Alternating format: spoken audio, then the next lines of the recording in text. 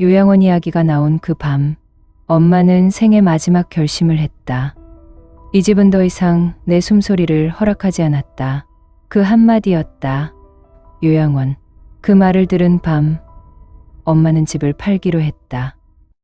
조용히 숨쉬는 사람이 된 날, 나는 한금주, 72살이다. 30년 넘게 요양병원 간호조무사로 일해온 사람이고, 새벽 근무의 습관이 몸에 배어서 지금도 내쉬면 눈이 떠진다. 그 시간이면 집안은 아직 조용한데, 나는 거실로 나와 물을 끓이고 창밖을 바라보며 하루를 시작했다. 누가 시킨 적은 없지만 누구도 놔두세요 어머니 라고 말한 적은 없었다. 아들 부부와 손자까지 옛 식구가 함께 산 지 2년. 처음엔 괜찮았다. 아니, 괜찮다고 생각했다. 아들 태준이가 엄마, 우리랑 같이 살아요라고 했을 때 나는 속으로 기뻤다. 혼자 사는 게 외롭지 않다고 말했지만 사실은 외로웠으니까. 밤마다 텅 빈 거실을 보며 이 집에 나 혼자 남으면 어쩌지 하는 생각을 했으니까. 그래서 들어왔다. 내 이름으로 된 이 집에 도시락을 쌌다. 청소를 했다. 아침을 차렸다. 손자 태민이가 학교 갈 때 현관까지 따라 나가 잘 다녀와 하고 손을 흔들었다. 미정이는 가끔 어머니 너무 애쓰지 마세요라고 했지만 그 말 뒤에 붙는 건 언제나 그래도 고마워요였다. 고마운 건 좋은데 그게 당연해지는 건 조금 달랐다. 그러다 어느 날 미정이가 말했다. 어머니, 요즘 회사에서 온라인 회의가 많아서요. 8시 이후엔 방을 좀 조용히 부탁드릴게요. 말투는 친절했다. 웃으면서 했다. 하지만 눈빛은 달랐다. 부탁이 아니라 요청도 아니고 사실은 지시에 가까운 거였다. 어머니는 이제 8시 이후엔 소리 내지 마세요. 나는 고개를 끄덕였다. 그래, 알았어. 조용히. 그래, 내 숨소리도 줄여볼까. 그날 이후로 나는 8시만 되면 방으로 들어갔다. TV도 끄고 물도 미리 받아두고 화장실도 가급적 가지 않았다. 발소리가 날까봐, 문 여는 소리가 클까봐, 변기물 내리는 소리가 회의에 들릴까봐. 72년을 살아온 사람이 자기 집에서 숨을 죽이고 있었다. 그런데 신기한 건 아무도 그게 이상하다고 생각하지 않는다는 거였다. 태준이는 엄마 이해해줘서 고마워라고 했고, 미정이는 어머니 덕분에 일이 잘 풀렸어요 라고 했다. 손자 태민이는 할머니가 방에만 있는 게 당연한 듯 게임을 했다. 나는 그냥 사라지는 중이었다. 어느 주말 손자 태민이 친구들을 집에 데려왔다. 아이들이 거실에서 떠들고 웃고 뛰어다녔는데 그건 괜찮았다. 아이들은 원래 그런 거니까. 그런데 미정이가 내 방문을 두드리며 말했다. 어머니, 애들이 좀 시끄럽죠? 죄송해요. 조금만 참아주세요. 참아달라고? 나는 대답 대신 미소를 지었다. 괜찮아. 애들이 노는 건데 뭐. 하지만 속으로는 다른 말이 맴돌았다. 내가 숨소리 죽이며 사는 건 당연하고 애들이 떠드는 건 참아달라고 하는 거네. 그날 저녁 설거지를 하다가 손이 미끄러져 컵 하나가 싱크대에 부딪혔다. 딸깍 작은 소리였다. 그런데 거실에서 태준이의 목소리가 날아왔다. 엄마, 지금 회의 중이라니까. 나는 얼어붙었다. 손에 쥐고 있던 컵이 미끄러져 떨어질 뻔했다. 미안해. 미정이 뒤에서 거들었다. 어머니, 잠깐만 조용히 해주시면 저희도 요즘 많이 예민해서요. 저희라는 말 속에 나는 없었다. 그날 밤 나는 침대에 누워 천장을 바라봤다. 눈물이 나올 것 같았지만 나오지 않았다. 그냥 텅 빈 느낌만 들었다. 72년을 살면서 내가 이렇게 작아질 줄은 몰랐다. 이 집은 내 이름으로 되어 있는데 나는 여기서 터지기 시작한 균열, 조용히 사는 게 익숙해질 무렵 나는 내가 투명인간이 되어가고 있다는 걸 깨달았다. 아침 6시 나는 여전히 부엌에서 도시락을 쌌다. 아들 태준이와 며느리 미정이 것 그리고 손자 태민이 것까지 3개의 도시락을 나란히 놓고 반찬을 담는데 며느리 미정이 부엌으로 들어왔다. 커피를 따르면서 스마트폰만 보고 있었다. 예. 어머니, 태민이 도시락엔 당근 빼주세요. 예. 요즘 안 먹어요. 응. 알았어. 그리고 오늘 저녁은 저희 회식이라 늦을 것 같아요. 그래. 미정이는 고개도 들지 않고 나갔다. 감사하다는 말도 수고한다는 말도 없었다. 그냥 지시하고 가는 거였다. 마치 내가 가사 도움이라도 되는 것처럼 나는 당근을 집어내며 중얼거렸다. 당근만 빼는 게 아니라 나도 빠지고 싶네. 점심때쯤 택배가 왔다. 큰 박스 3개였는데 현관에 쌓여 있었다. 무거워 보였지만 나는 하나씩 들어서 거실로 옮겼다. 허리가 삐걱거렸지만 뭐 어쩌겠나. 그냥 두면 현관이 막히니까. 저녁 무렵 태준이가 퇴근하고 들어와서 박스를 보더니 말했다. 엄마가 들여놨네. 고마워요. 고맙긴 당연한 거 아니야? 그 말은 하지 않았다. 응. 뭐 하고 웃어 넘겼다. 그런데 이상했다. 고맙다는 말이 기쁘지 않았다. 오히려 서글펐다. 왜냐하면 그 말은 내가 해도 되고 안 해도 되는 일을 해줬을 때 하는 말이니까. 가족이라면 그냥 당연한 거 아닌가. 아니지. 나는 이미 가족이 아니었다. 어느 저녁 태준이 거실 식탁에 노트북을 펴고 회의를 시작했다. 나는 부엌에서 설거지를 하고 있었는데 조심스럽게 물을 받고 접시를 닦았다. 최대한 소리가 나지 않게. 그런데 컵 하나가 싱크대 모서리에 살짝 부딪혔다. 딸깍. 정말 작은 소리였다. 엄마, 지금 회의 중이라고 했잖아요. 태준이의 목소리가 날아왔다. 짜증 섞인 날카로운 목소리. 마치 내가 일부러 방해한 것처럼. 나는 손을 멈췄다. 물이 뚝뚝 떨어지는 소리만 들렸다. 미안. 미정이가 뒤에서 거들었다. 어머니, 잠깐만 조용히 해주시면 안 될까요? 저희도 요즘 많이 예민해서요. 또 저희였다. 나는 그 말을 들으며 설거지를 멈췄다. 물기 묻은 손을 행주로 닦으면서 속으로 중얼거렸다. 저희? 그래. 난 우리가 아니었지. 그날 밤 태준이가 방으로 들어가면서 내 방 문 앞을 지나갔다. 나는 불을 끄고 누워 있었는데 문틈 사이로 그의 한숨 소리가 들렸다. 그리고 미정이와 나누는 대화. 엄마 때문에 집중이 안 돼. 조금만 참아봐. 어머니도 나름 신경 쓰고 계시잖아. 신경 쓴다고 달라지는 게 있어? 그냥 불편해. 불편하다고? 나는 이불을 머리까지 끌어올렸다. 눈을 감았지만 잠은 오지 않았다. 72년을 살면서 내가 누군가에게 불편한 존재가 될 줄은 몰랐다. 그것도 내 아들에게. 그 순간 뭔가가 뚝 하고 끊어지는 느낌이었다. 며칠 뒤 나는 거실 소파에 앉아 TV를 보고 있었다. 오후 2시쯤이었는데 집에 나 혼자였다.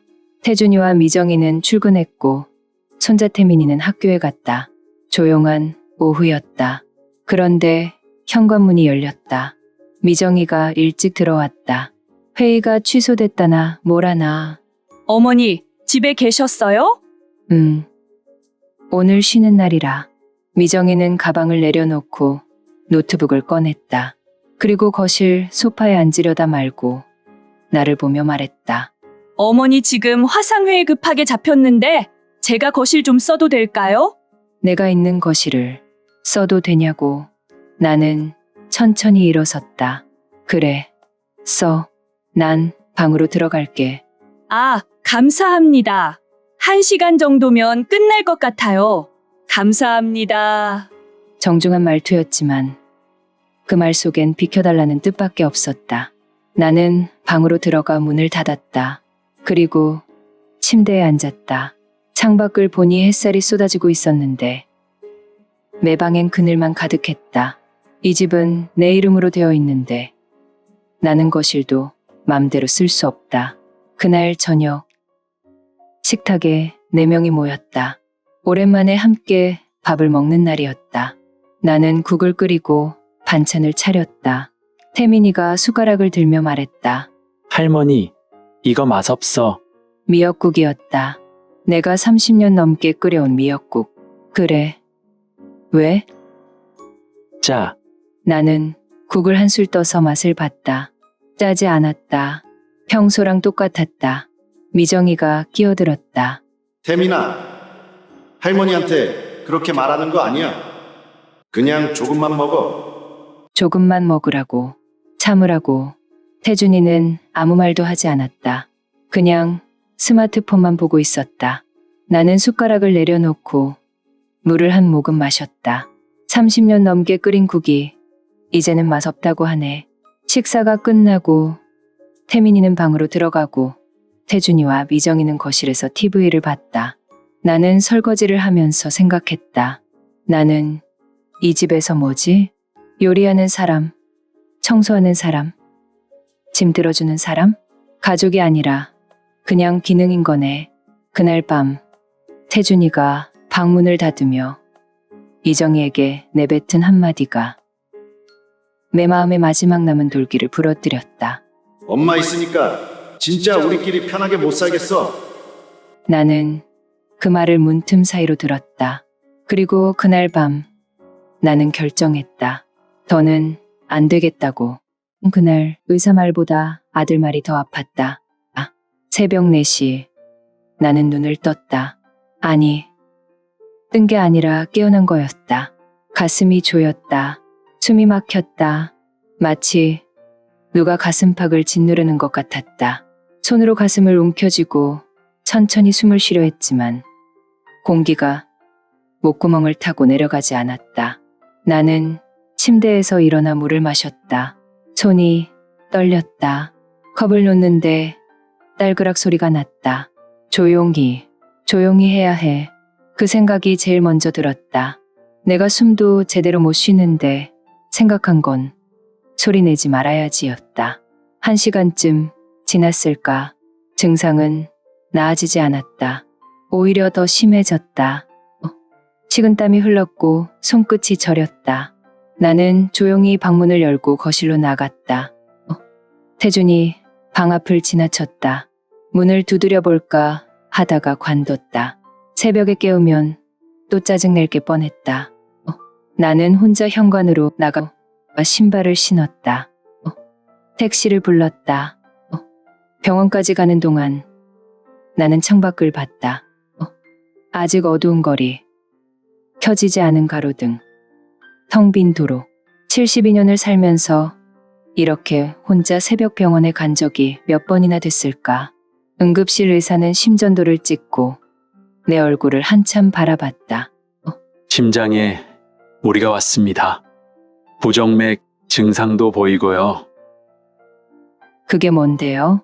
스트레스가 상당했던 것 같네요. 요즘 많이 힘드셨죠?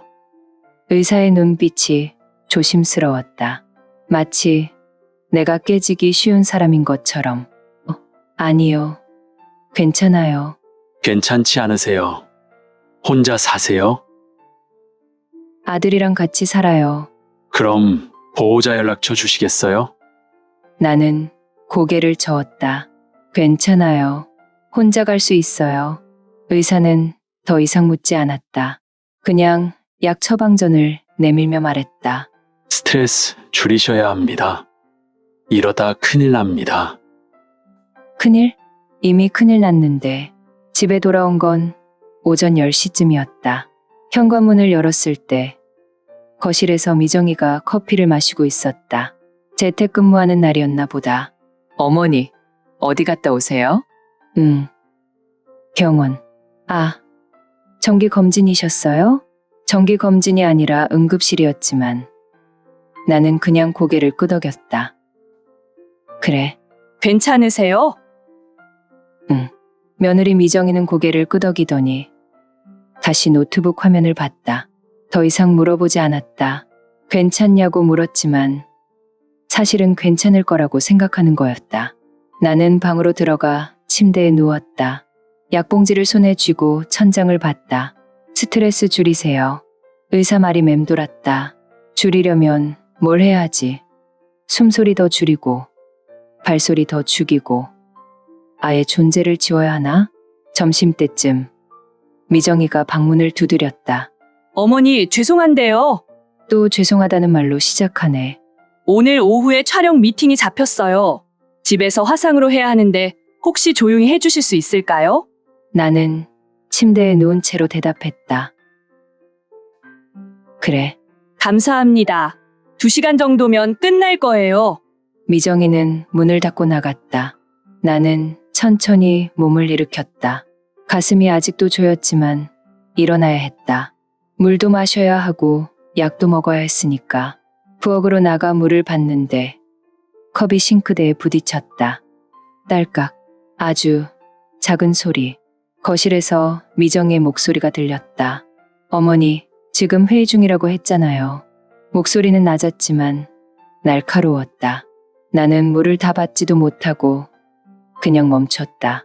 수도꼭지를 잠그고 컵을 들고 방으로 돌아왔다. 약을 입에 넣고 물을 삼켰다. 목구멍이 따갑했다. 오늘 아침 나는 응급실에 다녀왔는데 아무도 몰라. 아무도 신경 안 써. 저녁 무렵 태준이가 퇴근했다. 나는 거실 소파에 앉아 있었는데 태준이가 가방을 내려놓으며 물었다. 엄마, 오늘 어디 갔다 왔어요? 미정이가 옆에서 말했다. 병원 다녀오셨대요. 아, 그래요? 괜찮으세요? 태준이는 고개를 끄덕이고 방으로 들어갔다. 더 이상 묻지 않았다. 무슨 병원인지, 왜 갔는지, 무슨 말을 들었는지. 나는 그냥 괜찮은 사람이었다. 아니, 괜찮아야 하는 사람. 그날 밤 나는 또다시 문틈 사이로 둘의 대화를 들었다. 여보, 엄마 요즘 이상하지 않아? 이상하긴 뭐가 이상해. 원래 그러셨잖아. 아니, 뭔가 말수도 줄고 자꾸 방에만 계시고. 그게 나은 거 아니야? 우리 일할 때 조용하잖아. 그렇긴 한데. 신경 쓰지 마. 어머니도 적응하시는 중일 거야. 적응? 72살 먹은 사람이 자기 집에서 적응해야 한다고? 나는 이불을 뒤집어 쓰고 눈을 감았다. 약을 먹어서 그런지 졸음이 왔지만 마음은 깨어 있었다. 며칠 뒤 증상이 또 왔다. 새벽에 가슴이 조이고 숨이 막혔다. 나는 이번에도 혼자 택시를 타고 병원에 갔다. 같은 의사였다. 또 오셨네요. 네, 약 드셨어요? 네. 그런데 왜 또 이러세요? 나는 대답하지 못했다. 뭐라고 말해야 할지 몰랐다. 집에서 숨소리 죽이며 살아서요? 제가 불편한 존재래요. 아들이 저 없이 편하게 살고 싶대요. 아, 의사는 한숨을 쉬며 말했다. 환경을 바꾸셔야 할 것 같은데요. 이러다 정말 큰일 납니다. 환경을 바꾸라고. 그 말이 귓가에 맴돌았다. 집에 돌아왔을 때 거실은 텅 비어 있었다. 모두 나갔다. 나는 소파에 앉아 창밖을 봤다. 햇살이 쏟아지는 오후였는데 내 마음은 어두웠다. 환경을 바꾸라고. 그럼 뭘 바꿔야 하지? 이 집을 떠나야 하나? 그 생각이 머릿속을 스쳤다. 처음엔 말도 안 되는 생각이라고 여겼다. 이건 내 집인데, 내 이름으로 된 집인데, 그런데 이게 정말 내 집인가? 나는 천천히 집 안을 둘러봤다. 거실 한쪽엔 태민이 장난감이 쌓여 있고, TV 앞엔 태준이 운동기구가 놓여 있었다. 주방 식탁엔 미정이 노트북과 서류들이 펼쳐져 있었다. 그리고 내 물건은 방 한쪽 작은 서랍 하나. 그게 다였다. 이 집에 내 흔적은 거의 없었다. 내가 30년 넘게 모은 것들은 다 처분하고 들어왔고 남은 건 옷가지 몇 벌과 낡은 사진첩뿐이었다. 나는 소파에 앉은 채로 중얼거렸다. 이게 내 집이 맞나? 저녁 때 태준이가 들어왔다. 나는 저녁을 차리고 있었는데 태준이가 뒤에서 말했다. 엄마, 왜? 엄마 요즘 괜찮으세요? 나는 국을 저으며 대답했다. 응. 괜찮아. 그게 엄마 때문에 우리가 좀 힘들어요. 나는 손을 멈췄다. 뭐가? 엄마가 계시면 우리가 집에서 편하게 일을 못 하잖아요. 회의도 그렇고 촬영도 그렇고. 나는 천천히 돌아봤다. 태준이는 내 눈을 보지 않았다. 그래서 엄마, 다른 데 사는 거 생각해 보시는 건 어때요? 다른데 여기 내 집인데 그건 알죠. 근데 엄마도 불편하시잖아요. 우리 눈치 보시고 조용히 하시려고 애쓰시고. 나는 웃음이 나왔다. 허탈한 웃음. 내가 눈치 본 게 아니라 너희가 나보고 조용히 하라고 했잖아. 그건 뭐? 내가 시끄러워서? 내가 방해돼서? 태준이는 고개를 숙였다. 엄마, 그런 뜻이 아니에요. 그럼 무슨 뜻인데? 그냥 서로 편하게 사는 게 나을 것 같아서요. 서로 편하게. 나는 국자를 내려놓고 태준이를 똑바로 봤다. 너 편하게겠지. 태준이는 대답하지 않았다. 그날 밤 나는 약을 먹고 침대에 누웠다. 의사 말이 또 떠올랐다. 환경을 바꾸셔야 합니다. 그리고 태준이 말. 다른 데 사는 거 생각해 보시는 건 어때요? 나는 천장을 보며 중얼거렸다. 그래, 바꿔야겠다. 환경을. 그런데 그건 내가 떠나는 게 아니라 너희가 떠나는 거야. 문틈 사이로 들은 진짜 마음. 그날 이후로 며칠이 지났다. 나는 평소처럼 살았다. 아침 도시락을 쌌고 설거지를 했고 조용히 방에 있었다. 겉으로는 아무것도 변한 게 없었다. 하지만 속으론 달랐다. 뭔가가 단단하게 굳어지고 있었다. 그날 밤 나는 잠이 오지 않아 침대에 누워 있었다. 시계를 보니 밤 11시. 집 안은 조용했다. 태민이는 이미 잤고 태준이와 미정이는 거실에서 TV를 보고 있었다. 볼륨이 낮았지만 희미하게 소리가 들렸다. 나는 물을 마시러 나가려고 방문을 살짝 열었다. 그런데 거실에서 둘의 대화 소리가 들렸다. 여보, 근데 진짜 어떻게 할 거야? 미정의 목소리였다. 뭘? 엄마 일 계속 이렇게 같이 살 수는 없잖아. 나는 문을 닫으려던 손을 멈췄다. 그러게. 태준의 목소리였다. 한숨 섞인 목소리. 엄마한테 말했어. 응, 어제 말했어. 다른 데 사는 거 생각해 보라고. 뭐래? 아무 말 안 하더라. 그냥 표정만 굳어지고. 미정이 한숨을 쉬었다. 엄마랑 같이 사는 거 우리 생활에 너무 부담돼. 솔직히. 나는 문틈에 서서 숨을 죽였다. 나도 알아. 근데 엄마가 안 가신다는데 어떻게 해? 원룸이라도 하나 얻어드리는 게 어때? 우리가 월세 내드리는 걸로. 엄마가 그걸 받아들일까? 받아들이든 말든 이젠 우리가 결정해야지. 이러다 우리 둘 다 미쳐. 서늘했다. 대화의 톤은 차분했지만 내용은 칼날이었다. 그리고 솔직히 말하면 미정의 목소리가 더 낮아졌다. 요양원도 알아봐야 하는 거 아니야? 요양원. 그 단어가 귓속으로 꽂혔다. 그건 좀. 태준이 머뭇거렸다. 뭐가 좀. 어차피 엄마 나이도 이제 70이 넘으셨고 건강도 안 좋아지실 거잖아. 미리 알아보는 게 나아. 그래도 요양원은 좀 그렇지 않나? 왜? 요즘 요양원 좋은 데 많아. 케어도 잘 해주고 친구들도 사귈 수 있고 엄마도 그게 더 나을 수도 있어. 나는 벽에 등을 기댔다. 다리에 힘이 풀렸다. 요양원? 엄마가 그게 더 나을 수도 있다고? 근데 엄마가 가실까? 가시든 말든 이젠 우리가 선택해야 할 때야. 우리 인생도 있잖아. 그건 그래. 나도 재택근무하면서 맨날 어머니 눈치 보는 거 너무 힘들어. 회의할 때마다 조용히 해달라고 말하는 것도 이젠 지쳤어. 미안해. 내가 잘 말해볼게. 말로 되는 게 아니야. 이미 몇 번이나 말했잖아. 이제 행동으로 옮겨야 해. 태준이 한참 말이 없다가 중얼거렸다. 그래. 다음 주에 요양원 알아볼게. 나는 그 순간 숨이 멎는 것 같았다. 미정이 말했다.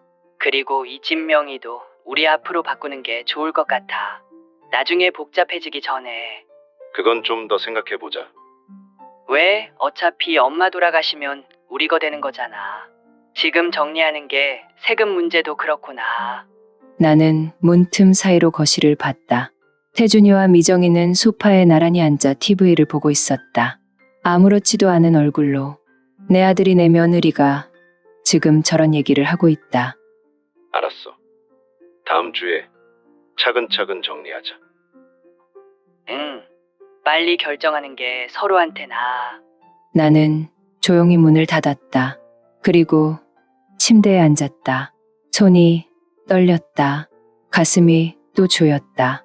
약을 먹어야 하나 싶었지만 약으론 이 고통을 막을 수 없다는 걸 알았다. 요양원, 진명의 변경, 나를 치우는 계획, 아들이 세우고 있는 계획. 나는 고개를 들어 창밖을 봤다. 밤하늘에 별이 보였다. 어렸을 때 태준이를 업고 저 별을 보며 저기 엄마 별이 있대 하고 말했던 게 기억났다.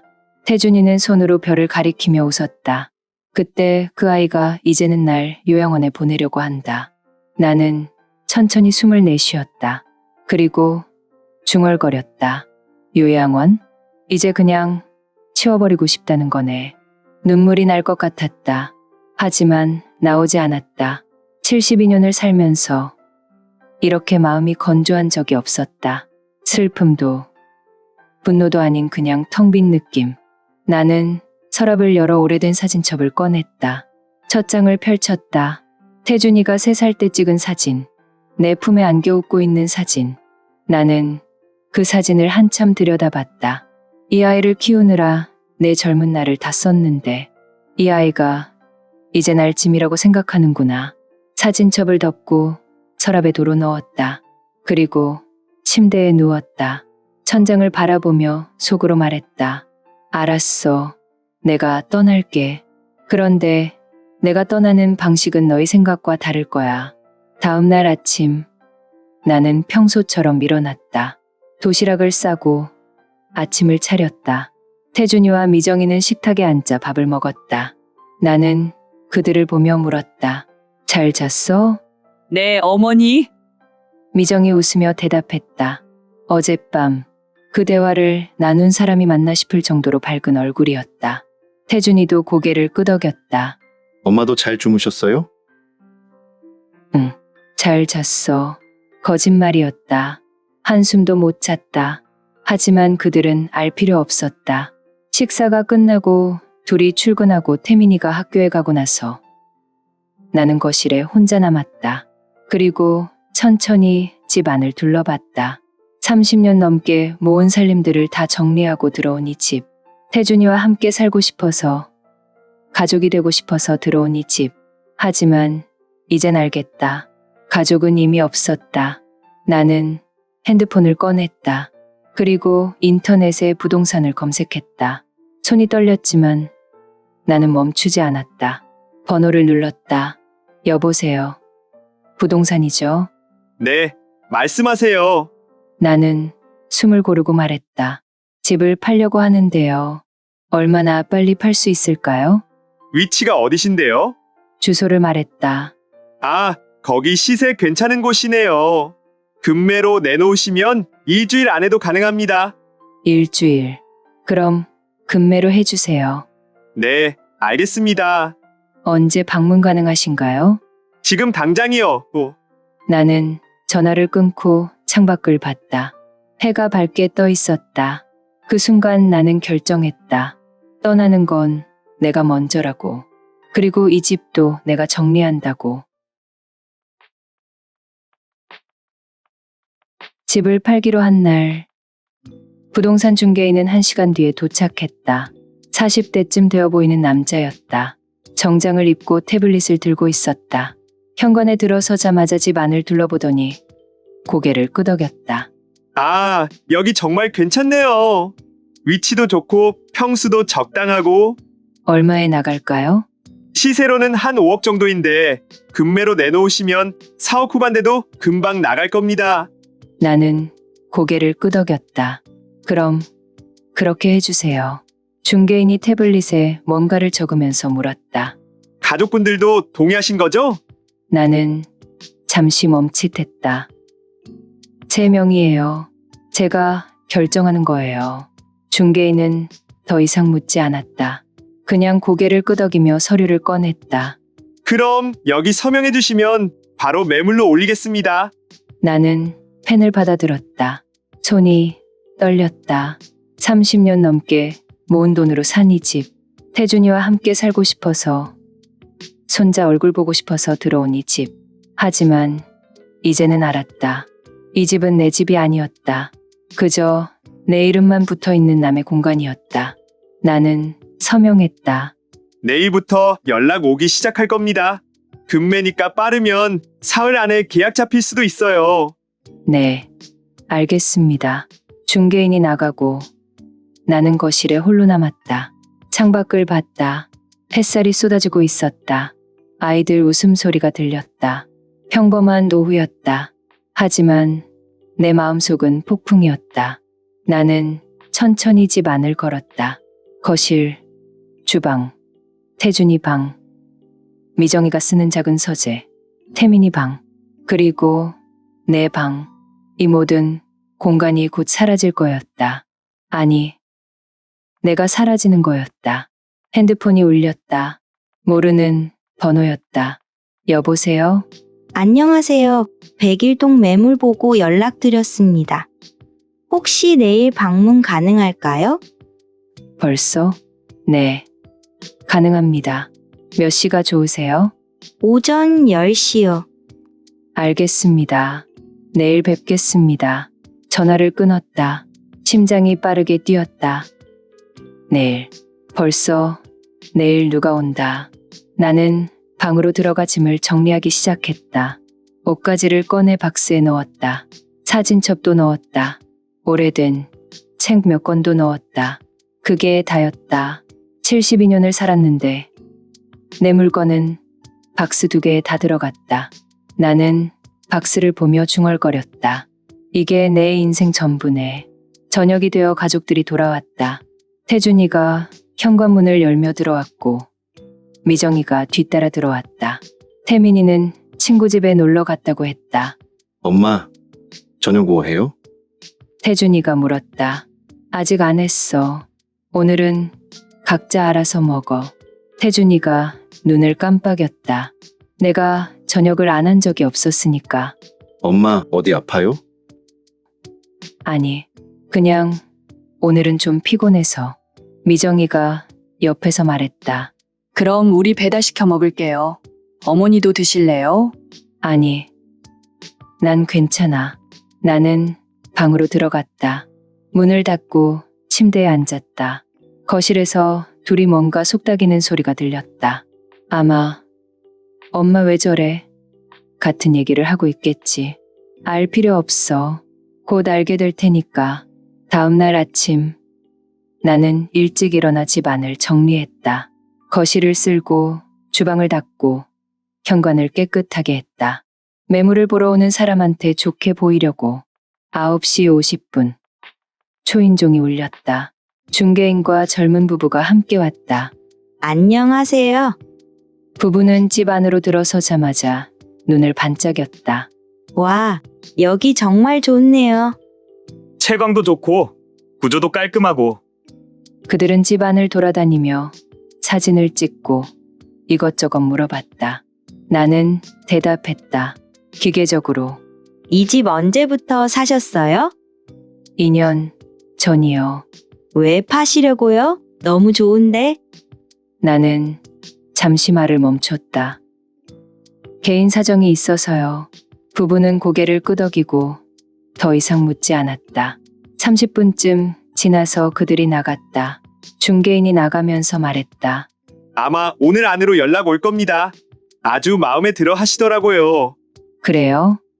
네, 곧 계약될 것 같아요. 중개인이 나가고 나는 거실에 섰다. 이 집이 정말 팔리는구나. 현실감이 없었다. 마치 꿈을 꾸는 것 같았다. 하지만 이건 꿈이 아니었다. 내가 선택한 거였다. 오후 2시쯤 전화가 왔다. 어르신, 계약하고 싶다고 하십니다. 내일 만나서 계약서 작성하시면 될 것 같아요. 그래요. 축하드립니다. 생각보다 빨리 나갔네요. 축하. 나는 전화를 끊고 소파에 앉았다. 계약. 내일. 손이 떨렸다. 가슴이 두근거렸다. 약을 먹어야 하나 싶었지만 그냥 참았다. 이제 돌아올 수 없는 다리를 건너는 거였다. 그날 저녁 태준이와 위정이가 집에 왔다. 나는 저녁을 차려놨다. 마지막이 될지도 모르는 식사였다. 엄마, 오늘은 저녁 하셨네요. 네 명이 식탁에 둘러앉았다. 밥을 먹는데 아무도 말이 없었다. 태민이만 숟가락으로 밥을 휘저고 있었다. 할머니, 나 이거 별로야. 그래, 안 먹어도 돼. 평소 같으면 조금만 먹어봐라고 했을 텐데 오늘은 그러지 않았다. 미정이가 나를 흘끗 봤다. 어머니, 괜찮으세요? 괜찮아. 요즘 좀 이상하신 것 같아서요. 나는 국을 한술 뜨며 대답했다. 이상할 거 없어. 그냥 생각할 게 좀 있어서. 태준이가 끼어들었다. 무슨 생각? 나중에 얘기할게. 더 이상 묻지 않았다. 식사는 조용히 끝났다. 그날 밤 나는 잠들지 못하고 천장을 봤다. 내일이면 계약이 된다. 그리고 일주일 뒤면 잔금이 들어온다. 그럼 나는 이 집을 떠난다. 어디로 갈까? 강릉이 떠올랐다. 바다가 보이는 곳, 조용한 곳, 아무도 날 귀찮게 하지 않는 곳. 나는 핸드폰을 꺼내 강릉 원룸을 검색했다. 바다 근처 작은 원룸이 여러 개 나왔다. 월세 40만 원, 보증금 1,000만 원. 충분했다. 집을 팔면 4억이 넘는 돈이 생긴다. 그 돈으로 여생을 살 수 있다. 나는 한 부동산에 전화했다. 여보세요. 강릉 원룸 보고 연락드렸습니다. 네. 언제 보러 오실 수 있으세요? 이번 주 안에요. 알겠습니다. 연락 주시면 시간 맞춰드릴게요. 전화를 끊고 나는 창밖을 봤다. 달이 떠 있었다. 둥근 달. 나는 중얼거렸다. 살겠다. 이제야. 다음 날 나는 부동산 사무실에서 계약서에 서명했다. 사인을 하는 동안 손이 떨렸지만 멈추지 않았다.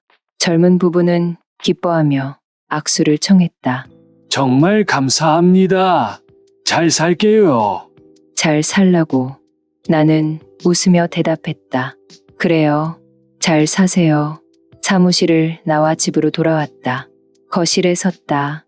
이 공간이 이제 내 것이 아니라는 게 실감났다. 일주일 뒤면 나는 여기 없다.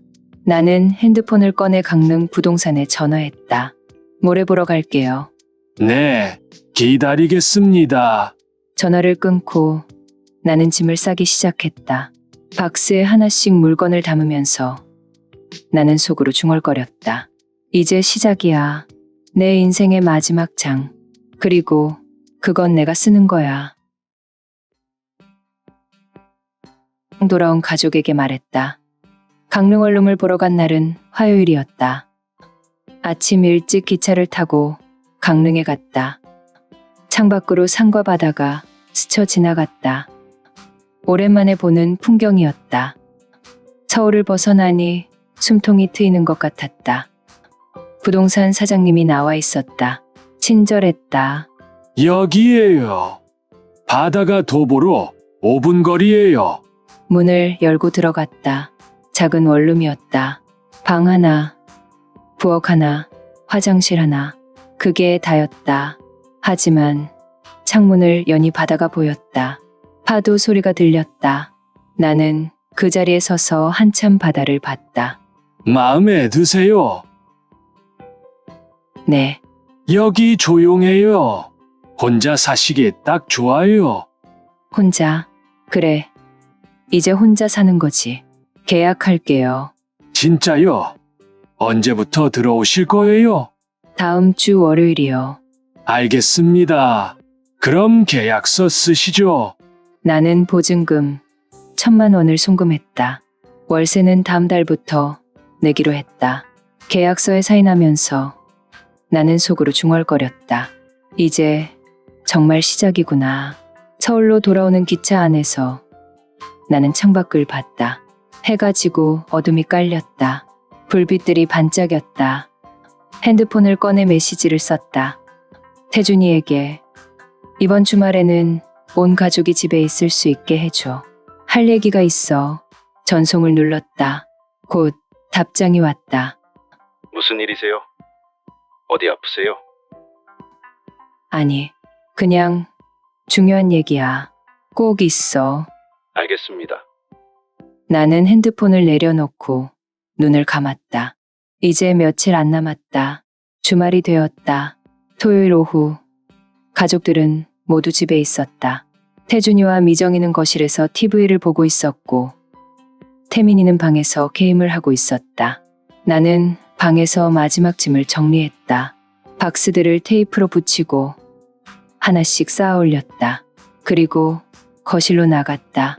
태준아. 네. 가족들 다 모여. 할 얘기 있어. 태준이가 미정이를 봤다. 미정이도 뭔가 심상치 않은 걸 느낀 듯 TV를 껐다. 태민아, 나와. 태민이가 방에서 나왔다. 4명이 거실에 섰다. 아니, 3명이 소파에 앉고 나는 서 있었다. 나는 천천히 입을 열었다. 나 이 집 팔았어. 순간 정적이 흘렀다. 태준이가 먼저 말했다.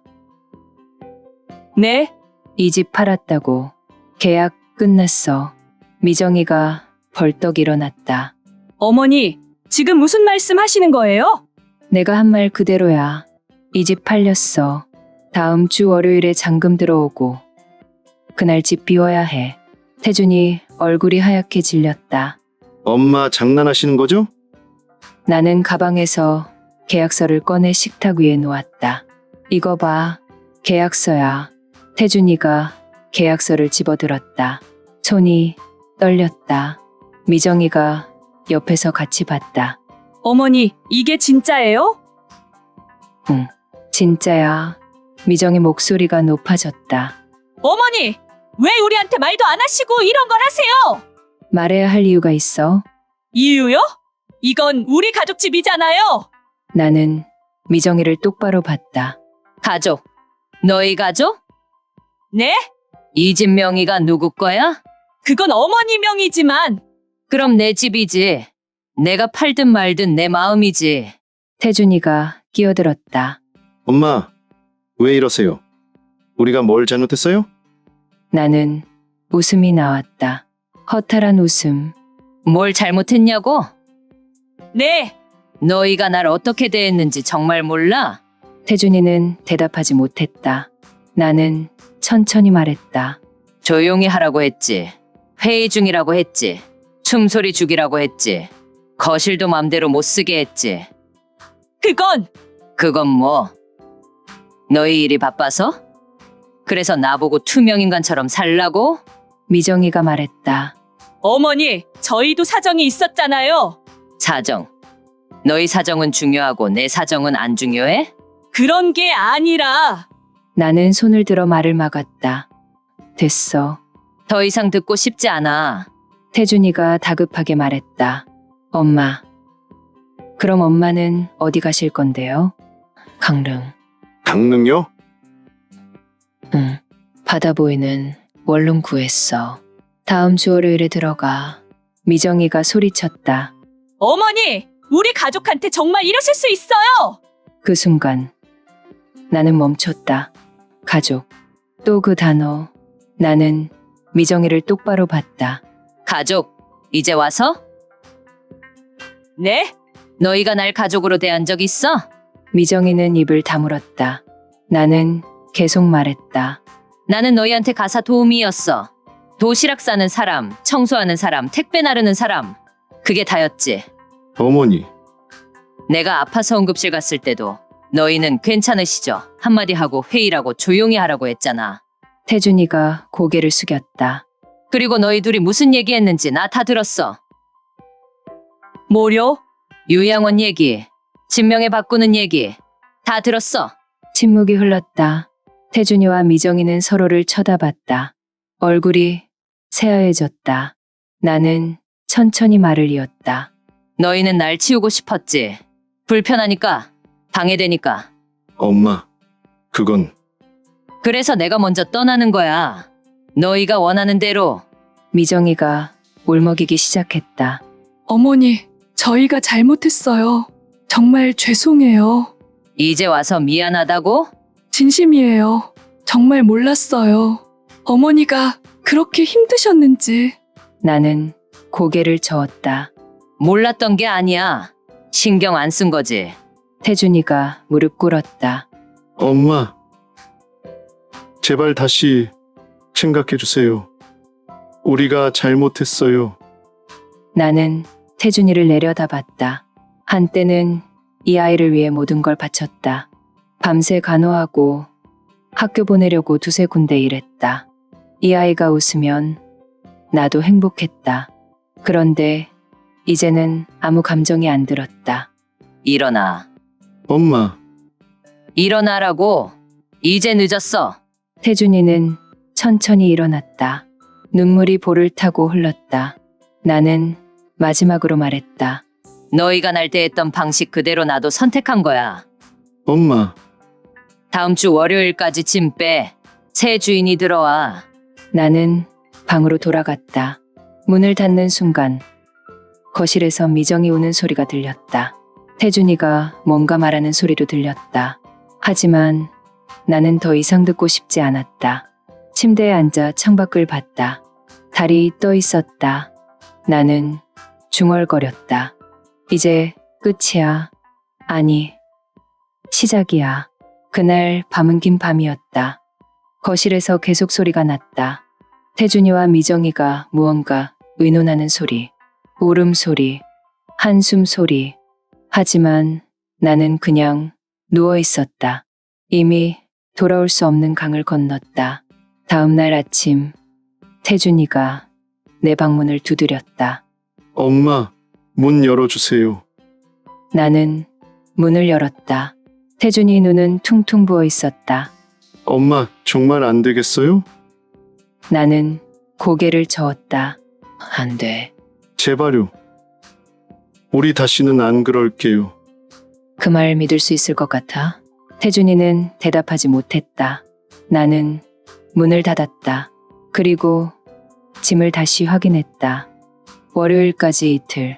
이제 정말 끝이다. 그리고 이 집도 내가 정리한다고.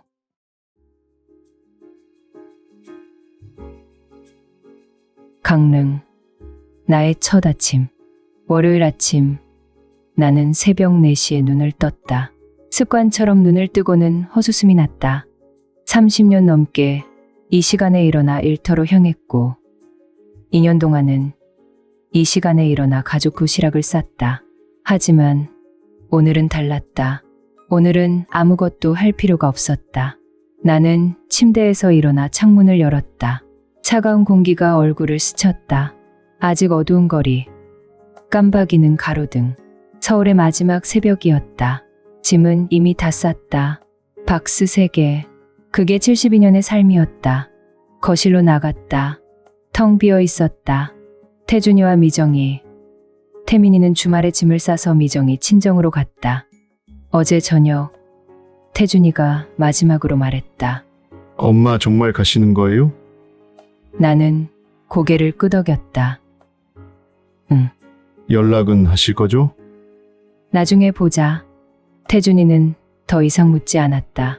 그냥 고개를 숙이고 나갔다. 등이 굽어 보였다. 한때는 내 등을 기대던 아이가 이제는 그렇게 작아 보였다. 오전 9시 이삿짐 센터 사람들이 왔다. 짐이 이게 다예요? 네. 아, 금방 끝나겠네요. 박스 3개를 들고 나가는 게 10분도 안 걸렸다. 30년 넘게 모은 삶이 10분 만에 사라졌다. 그들이 나간 뒤 나는 집 안을 천천히 걸었다. 거실.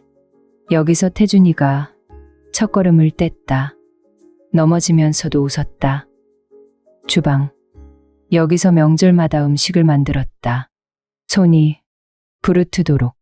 태준이 방. 여기서 밤새 아픈 아들을 간호했다. 열이 떨어지길 기도하면서. 모든 게 기억이었다. 하지만 그 기억들은 이제 내 것이 아니었다. 이 집과 함께 남겨두고 가는 거였다. 현관 앞에 섰다. 신발을 신고 가방을 들었다. 그리고 뒤돌아봤다. 빈 거실. 햇살이 창문으로 쏟아졌다. 먼지가 햇빛 속에서 춤췄다. 잘 있어. 누구에게 하는 말인지 몰랐다. 집에게, 기억에게, 아니면 여기 남겨두고 가는 내 과거에게. 문을 닫았다. 딸칵. 그 소리가 유난히 크게 들렸다. 기차역까지는 택시를 탔다. 기사님이 물었다. 어디 먼 곳 가세요? 강릉이요. 아, 좋겠네요. 바다 보러 가시나 봐요? 아니요. 이사 가요. 아, 그러세요? 강릉 좋죠? 조용하고. 조용하고. 그래. 조용한 곳. 나를 조용히 하라고 하는 사람이 없는 곳. 기차는 정오에 출발했다. 창밖으로 서울이 멀어졌다. 빌딩들이, 아파트들이, 사람들이 점점 작아졌다. 그리고 어느 순간 산이 보이기 시작했다. 나는 가방에서 김밥을 꺼내 먹었다. 편의점에서 산 김밥. 별로 맛없었다. 하지만 괜찮았다. 이제는 누가 뭐라고 할 사람도 없으니까. 2시간쯤 지났을까. 차장 안내방송이 들렸다. 곧 강릉역에 도착하겠습니다. 나는 창밖을 봤다. 바다가 보였다. 넓고 푸르고 끝없이 펼쳐진 바다. 가슴이 뛰었다. 강릉역에 내렸다. 바람이 불었다. 짠 냄새가 났다. 바다 냄새. 나는 눈을 감고 깊이 숨을 들이마셨다. 살아있다는 느낌이 들었다. 택시를 타고 원룸으로 향했다. 차창 밖으로 바다가 계속 보였다. 파도가 철썩철썩 소리를 냈다. 갈매기가 날았다. 여기에요. 기사님이 차를 세웠다. 작은 건물이었다. 3층짜리. 내 방은 2층이었다. 계단을 올라가 문을 열었다. 작은 원룸.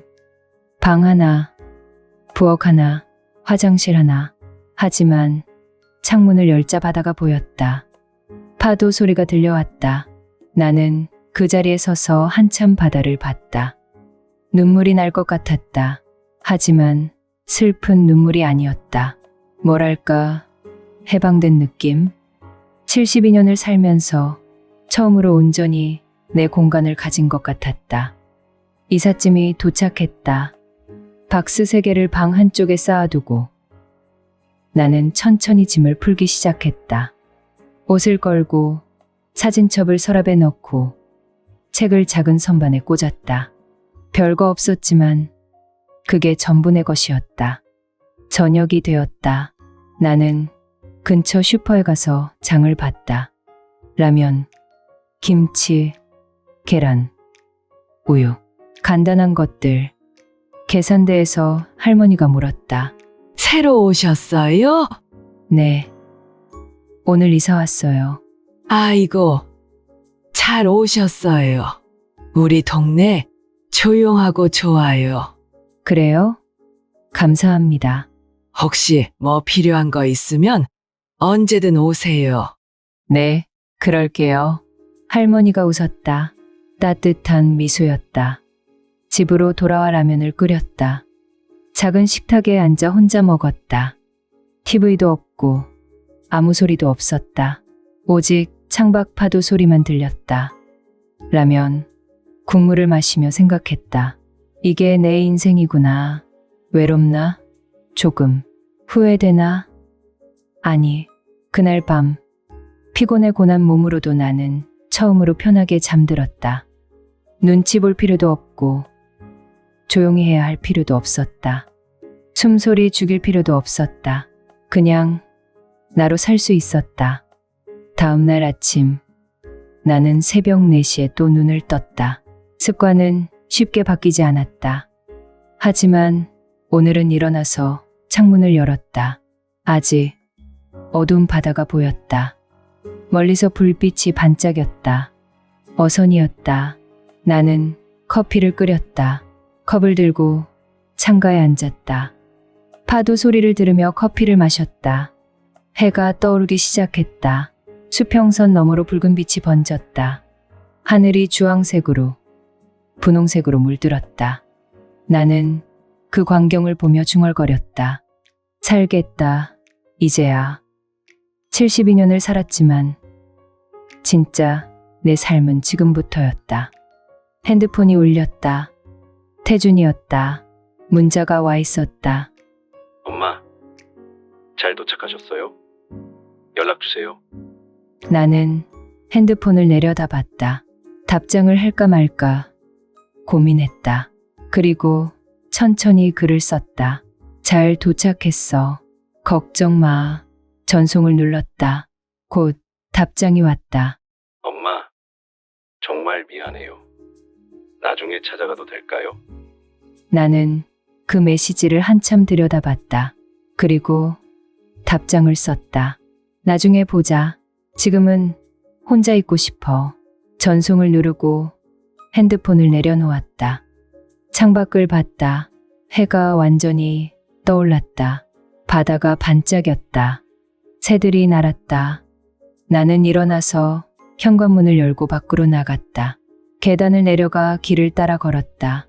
바다로 향하는 길. 5분쯤 걸었을까. 바다가 눈앞에 펼쳐졌다. 모래사장에 섰다.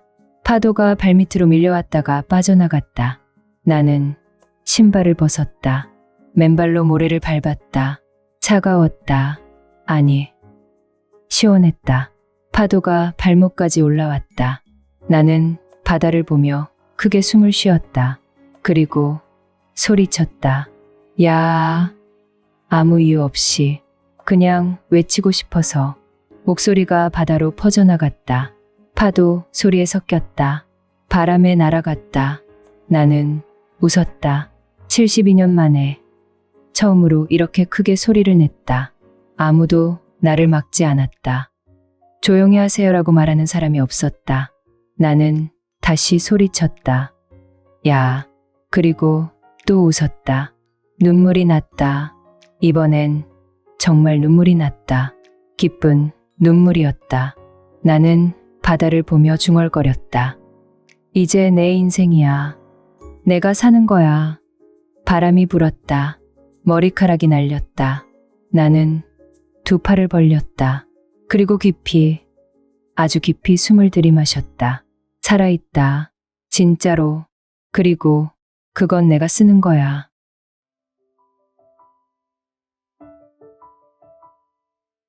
두 달 뒤, 아들의 방문. 강릉에서의 시간은 천천히 흘렀다. 아침마다 바다를 보고, 시장에 가서 장을 보고, 집으로 돌아와 책을 읽었다. 가끔은 그냥 창가에 앉아 파도 소리를 들었다. 아무것도 하지 않아도 괜찮았다. 아무도 뭐라고 하지 않았다. 슈퍼 할머니와 친해졌다. 일주일에 서너 번 가게에 들르면 할머니는 항상 웃으며 맞아줬다. 오늘은 뭐 해 드실 거예요? 김치찌개 끓이려고요. 아이고, 혼자 사시는데 잘 챙겨 드셔야 해요. 네, 그럴게요. 할머니는 가끔 덤으로 과일을 주기도 했다. 이거 먹어봐요. 싱싱해요. 하면서 서울에서는 그런 적이 없었다. 편의점에서 물건을 사도 마트에서 장을 봐도 그냥 계산하고 나오는 게 다였다. 인사도 관심도 없었다. 하지만 여기는 달랐다. 사람들이 말을 걸었다. 웃으며 인사했다. 처음엔 어색했지만 점점 익숙해졌다. 한 달쯤 지났을 때 나는 바닷가에서 산책하다가 한 할아버지를 만났다. 여기 처음 보는 얼굴인데 새로 오셨어요. 네, 한 달 전에 이사 왔어요. 아, 그래요? 저는 여기서 20년 넘게 살았어요. 산책하세요. 네, 요즘 매일 나와요. 좋아요. 바다 보면 마음이 편해지죠. 할아버지는 웃으며 지나갔다. 나는 그 뒷모습을 보며 생각했다. 여기선 혼자지만 외롭지 않네. 2달이 지났다. 핸드폰은 가끔 울렸다. 태준이었다. 처음엔 매일 전화가 왔다. 받지 않았다. 그냥 문자로만 답했다. 잘 지내. 걱정 마. 그러다 일주일에 한 번으로 줄었고, 이제는 2주에 한 번 정도였다. 어느 토요일 오후 핸드폰이 울렸다. 또 태준이었다. 이번엔 받았다. 여보세요. 엄마, 저예요. 응. 알아. 엄마 찾아가도 될까요? 나는 잠시 말을 멈췄다. 왜? 그냥 얼굴 보고 싶어서요. 말씀도 드리고 싶고. 뭔 말? 엄마 만나서 말씀드릴게요. 나는 창밖을 봤다. 바다가 잔잔했다. 내일 오너라. 정말요? 응. 주소 문자로 보낼게. 네, 고맙습니다, 엄마. 전화를 끊었다. 가슴이 두근거렸다. 설렘인지 불안인지 알 수 없었다. 다음 날 일요일 오후 2시 초인종이 울렸다. 나는 문을 열었다. 태준이가 서 있었다. 혼자였다. 미정이와 태민이는 없었다. 엄마, 들어와. 태준이는 신발을 벗고 들어왔다. 작은 원룸을 둘러봤다. 여기서 사세요? 응. 너무 작은 거 아니에요? 나는 커피를 끓이며 대답했다. 나 혼자 살기엔 딱 좋아. 태준이는 아무 말도 하지 못했다. 커피를 2잔 따라 작은 식탁에 놓았다. 마주 앉았다. 할 말 있다며? 태준이는 커피를 한 모금 마시고 천천히 입을 열었다. 엄마 떠나신 뒤로는 집 분위기 완전히 망가졌어요. 나는 커피를 마시며 들었다. 미정이랑 맨날 싸워요. 사소한 일로도 또. 태민이도 요즘 말이 없어요. 그래? 엄마가 왜 떠났는지 이제 조금 알 것 같아요. 나는 태준이를 봤다. 눈 밑에 다크서클이 있었다. 살도 빠진 것 같았다. 뭘 알았는데? 저희가 엄마를 얼마나 힘들게 했는지요. 나는 대답하지 않았다. 태준이가 계속 말했다. 엄마 없이 살아보니까 그게 얼마나 소중한 건지 알았어요. 아침에 일어나면 도시락이 준비돼 있고, 집에 오면 밥이 차려져 있고, 청소가 되어 있고. 그게 내가 있어야 하는 이유야? 아니요. 그럼 뭐야? 태준이는 고개를 숙였다. 엄마가 저희 곁에 있어야 하는 이유는 저희가 엄마를 사랑하니까요. 나는 웃음이 나왔다. 사랑. 이제 와서? 진심이에요, 엄마. 그 진심을 왜 그때는 안 보여줬어? 태준이는 대답하지 못했다. 나는 창밖을 봤다. 파도가 철썩거렸다. 태준아. 네, 나는 이제 돌아갈 생각 없어. 엄마, 여기서 편해. 아무도 날 귀찮게 안 하고, 눈치 볼 필요도 없고. 엄마, 저희도 이제 달라졌어요. 정말요. 달라졌다는 걸 어떻게 믿어? 태준이는 가방에서 봉투 하나를 꺼냈다. 이거 엄마 드리려고 가져왔어요. 나는 봉투를 받아 열었다. 편지였다. 태민이 필체였다. 할머니, 보고 싶어요. 할머니 없으니까 집이 너무 조용해요. 할머니 도시락이 제일 맛있었어요. 다시 와주세요. 짧은 글이었지만 눈물이 날 것 같았다. 봉투 안에 또 다른 종이가 있었다. 미정이 글씨였다. 어머니, 정말 죄송합니다. 제가 너무 이기적이었어요. 어머니 없이 살아보니까 제가 얼마나 철없었는지 알겠어요. 용서해 주세요. 나는 편지를 내려놓고 커피를 마셨다. 태준이가 말했다. 엄마, 다시는 그때처럼 안 할게요. 약속할게요. 나는 한참 아무 말도 하지 않았다. 그리고 천천히 입을 열었다. 태준아, 네, 그 약속 너 스스로 지켜. 네. 난 이제 내 인생을 살 거니까. 태준이 얼굴이 굳어졌다. 엄마, 정말 안 돌아오실 거예요? 응. 그럼 가끔이라도 만날 수는 있어요? 나는 잠시 생각했다. 나중에 보자. 지금은 아직 시간이 필요해. 얼마나요? 모르겠어.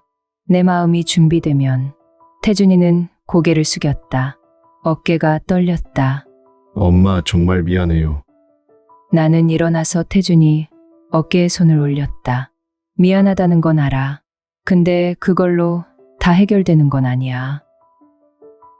네, 너희가 날 어떻게 대했는지, 그게 내 마음에 얼마나 깊은 상처를 남겼는지, 그건 시간이 필요해.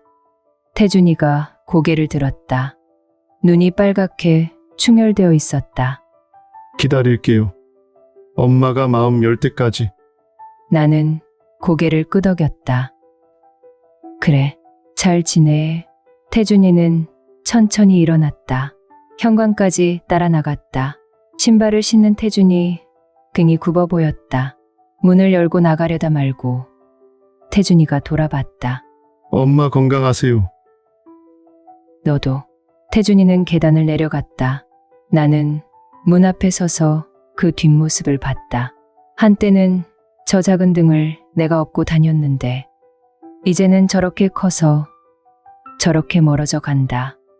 태준이가 모퉁이를 돌아 사라졌다. 나는 문을 닫았다. 그리고 창가에 앉았다. 바다를 봤다. 해가 지고 있었다. 하늘이 주황빛으로 물들었다.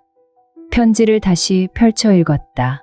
태민이 글씨, 미정이 글씨, 마음이 흔들렸다. 조금. 하지만 나는 고개를 저었다. 아직은 아니야. 나는 창밖을 보며 중얼거렸다. 언젠가는 만날 수도 있겠지. 그때가 되면. 하지만 지금은 아니야. 지금은 나를 찾는 시간이야. 해가 완전히 졌다. 어둠이 깔렸다. 나는 불을 켰다. 작은 원룸에 노란 불빛이 채워졌다. 따뜻했다. 이곳이 내 집이었다. 진짜 내 집. 이제 정말 끝이다.